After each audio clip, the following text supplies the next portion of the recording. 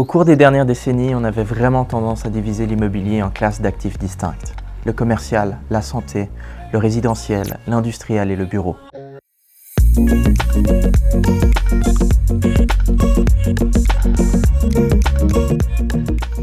Les investisseurs examinaient la volatilité et le rendement de chaque classe d'actifs et allouaient leurs capitaux en fonction. Et pendant 10 ans, le marché fut propice à cette pratique.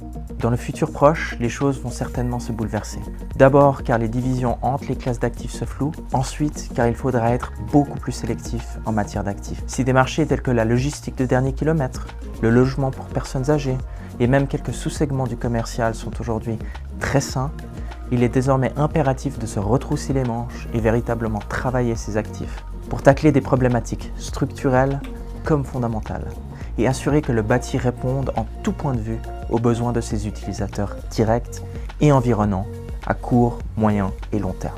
Les investisseurs et les développeurs doivent ainsi considérer la manière dont les différents espaces d'un même lieu, voire différents lieux, fonctionnent ensemble et se soutiennent mutuellement.